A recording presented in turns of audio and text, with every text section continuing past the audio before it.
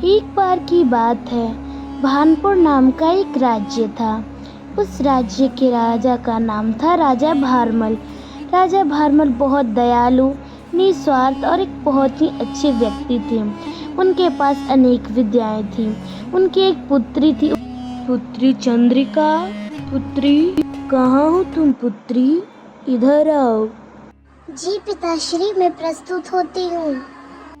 हाँ पिताश्री, कहिए, क्या कार्य था?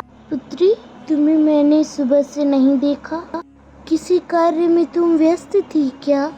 तुम रोज मेरे लिए फल लेकर आया करती थी, आज तुम नहीं आई। पिताश्री आज गुरु पूर्णिमा थी, इसी वजह से मैं आज मंदिर गई थी और मंदिर में मैंने एक यज्ञ भी रखवाया था आपके स्वास्थ्य के लिए, इसी वजह से। महाराज की जय हो। महाराज, एक घटना घटित हो चुकी है। वो हमारे पड़ोसी राज्य ने हमारे राज्य पर हमला बोल दिया है। वे कह रहे थे कि वे राजकुमारी को अगवा करके अपने पास ले जाएंगे और इस राज्य को अपना राज्य घोषित करेंगे। हमारे गुप्तचरों ने ये पता लगवाया है। उनके भी कोई गुप्तचर अब यहाँ आते ही होंगे हमारी सारी बातें सुनने के लिए। ये कैसे हुआ और कब हुआ? वैसे सबसे पहले तुम हमारी पुत्री को जंगल की ओर ले जाओ, जहाँ से कोई नहीं जाता। तुम उसे सही सलामत वहीं पे कुछ देर के लिए रखना। राजा भारमल सभी चीज़ें सैनिक को बता देते हैं। सैनिक के पीछे चंद्रिका भी चली जाती है।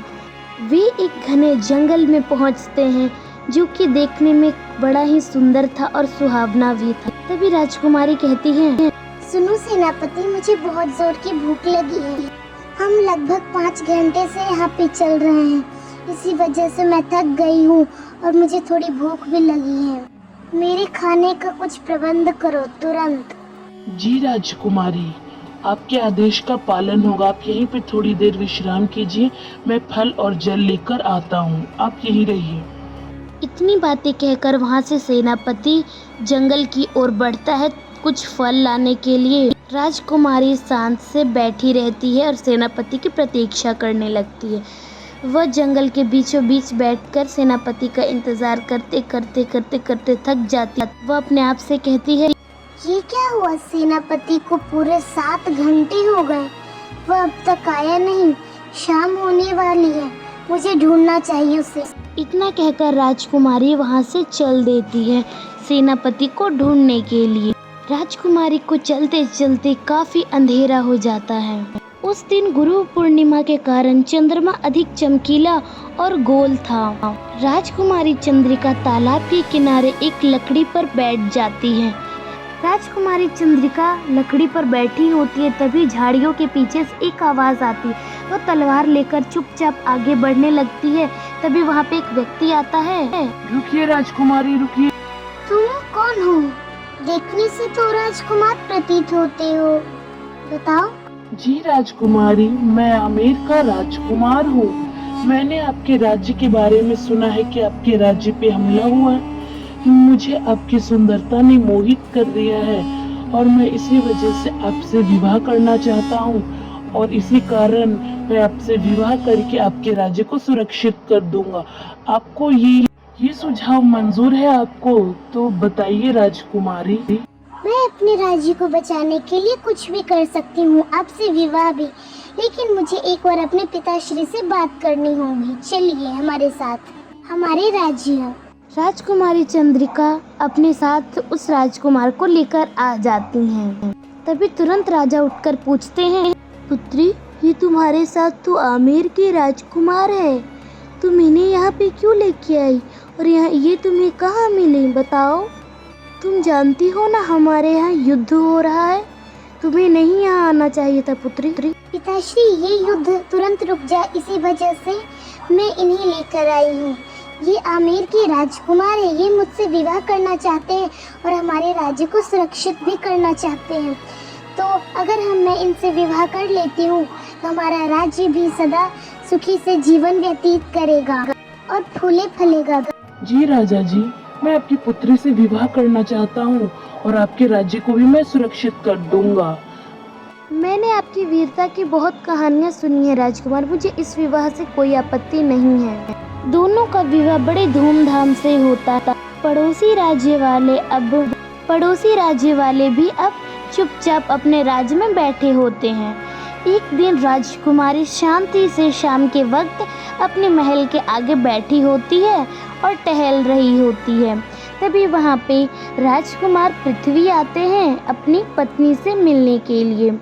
वह धीरे धीरे कदम बढ़ाते हैं और उनसे कुछ बातें करते हैं। वे कहते हैं कि सुनिए चंद्रिका, मैं जंगल जा रहा हूँ शिकार करने के लिए।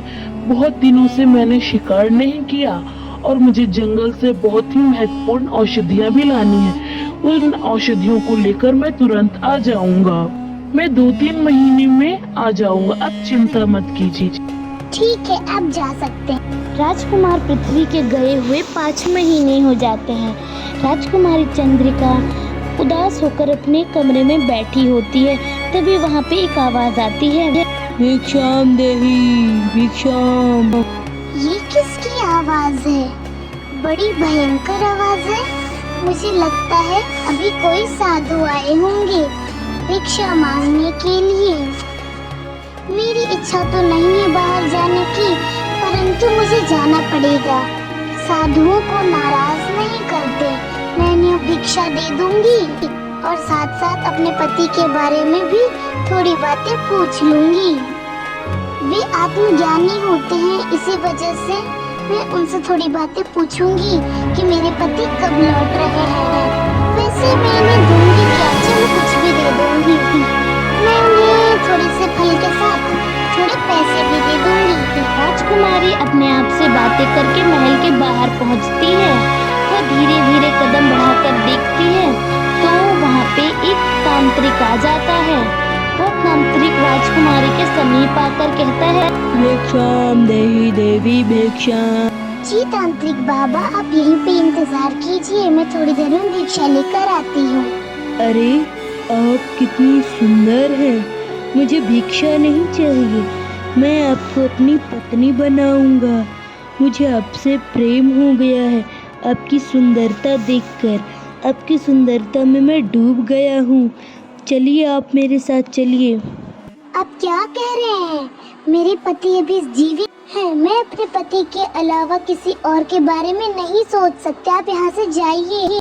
हा, तुम मेरी तांत्रिक शक्तियों के बारे में नहीं जानती राजकुमारी। मैं तुम्हें अगवा करके ले जाऊंगा। मुझे तुमसे प्रेम हो गया है, मैं तुम्हें ले जाऊंगा। इतनी बात कहकर तांत्रिक अपने तांत्रिक शक्तियों का उपयोग कर कर राजकुमारी चंद्रिका को वहाँ से अपने साथ लेकर चला जाता है। कुछ महीनों बाद वहाँ पे राजकुमार पृथ्वी आ जाते हैं।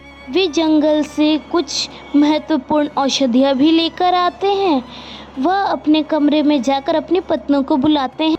चंद्रिका, ओ चंद्रिका, तुम कहाँ हो? सुनो, मैं आ गया हूँ, आओ जल्दी आओ। इतना राजकुमार कह ही रहा होता है, तभी वहाँ पे आकाशवाणी होती है कि सुनो राजकुमार पृथ्वी, तुम्हारी पत्नी राजकुमारी चंद्रिका एक तांत्रिक के पास है।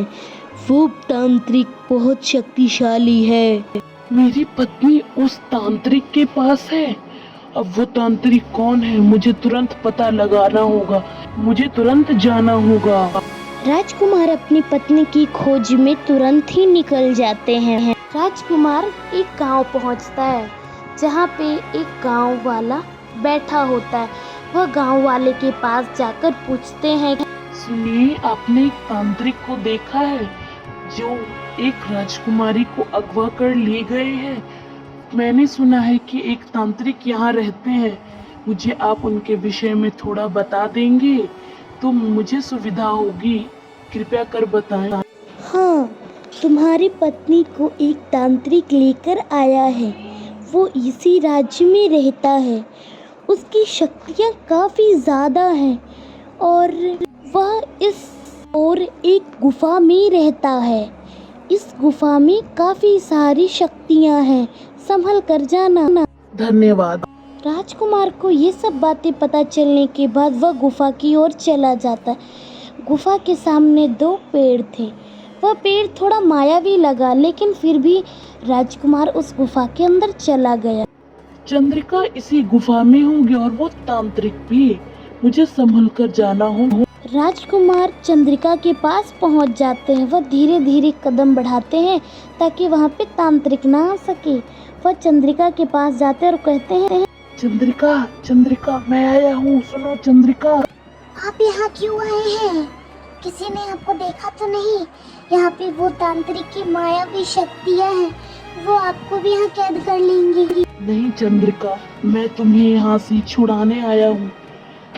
मैं तुम्हारे साथ ही यहाँ से वापस जाऊंगा, वरना तुम्हारे साथ रहूंगा, समझी? अब मेरी बातें सुनो। मैंने सुना है कि वो तुमसे शादी करना चाहता है। तुम शादी करने के लिए उससे हाँ कह दो, और शादी करने के वादे से तुम तांत्रिक से सारी बातें, उसकी अपनी जानकारी हासिल कर। लेकिन मैंने उससे विवाह करने के लिए मना कर दिया था। अगर आप कहते हैं तो मैं ये बात भी उसे कहकर देखूंगी, मुझे कुछ सुराग मिल जाए और हम दोनों यहाँ से आज़ाद हो सके। आप यहाँ से अब चले जाइए, वरना वो फिर तांत्रिक आ जाएगा। अब जाइए यहाँ से, तुरंत जाइए। राजकुमार राजकुमारी से मिलने के बाद जाने लगता है। वह धीरे धीरे कदम बढ़ाकर चलने लगता है। फिर कुछ देर बाद तांत्रिक आता है और कहता है, लगता है यहाँ पे कोई आया है। खैर छोड़ो। आपकी तांत्रिक शक्तियों के अलावा यहाँ पे आ कौन सकता है? वैसे मैं कह रही हूँ कि मैं आपसे विवाह करने के लिए तैयार हूँ। मैं आपसे विवाह कर सकती हूँ। आप जब कहेंगे मैं तब आपसे विवाह कर लूँगी और आपकी पत्नी बन जाऊँगी। अरे ये चमत्कार कैसे हुआ, वो भी इतनी जल्दी? खैर छोड़ो, देर आए लेकिन दुरुस्त आए। मैं तुमसे कल ही विवाह करूँगा, तुम्हें अपनी पत्नी बनाऊँगा। कल नहीं, मुझे कुछ दिन तो मिलना चाहिए आपको समझने के लिए। आपके साथ पूरी ज़िंदगी व्यतीत करनी है तो आपको समझना तो अति आवश्यक है। वैसे मैं पूछ रही थी कि आप आम व्यक्ति की तरह नहीं लगते। क्या आप अजर या अमर हैं? मुझे ये बताइए ज़रा। मैं ना ही अजर हूँ ना ही अमर। हाँ, मैं साधारण व्यक्ति से अलग हूँ, लेकिन मेरी जान मेरी गुफा के बाहर एक पेड़ के पीछे एक कंकाल में छुपी है। अगर उस कंकाल को किसी ने तोड़ दिया या कोई नुकसान पहुंचाया तो वो चोट मुझे लगेगी। तो इसी वजह से मेरी सारी शक्तियाँ उस कंकाल में बंधी है। इतनी बातें बताकर वहाँ से तांत्रिक चला जाता है और विवाह की तैयारियों करने में जुट जाता है। अगले दिन राजकुमार उसी तरह छुपके से आकर राजकुमारी से मिलता है। राजकुमारी तांत्रिक के बारे में जितनी बातें उसे पता चली थी वे सारी बातें राजकुमार को बता देती है, ताकि राजकुमार उस कंकाल को ख़त्म करके उस तांत्रिक को भी ख़त्म कर सके। राजकुमार धीरे धीरे करके वह डरी सहमी सी सारी बातें बता देती। वे डर भी रही थी ताकि वहाँ पे तांत्रिक ना आ जाए। फिर राजकुमार वो सारी बातें जान के तुरंत गुफा के बाहर निकल जाते हैं। धीरे धीरे गुफा के बाहर जाते ही वे हाथ में तलवार लेते हैं और उस कंकाल की ओर आगे बढ़ते हैं और कंकाल को तोड़ डालते हैं। तभी वहाँ पे तांत्रिक होता है जो अचानक अदृश्य हो जाता है, क्योंकि सारी शक्तियाँ उसकी कंकाल में होती है। खुशी के मारे राजकुमारी झूमने लगती है, नाचने लगती है। हमारे चैनल को सब्सक्राइब करें।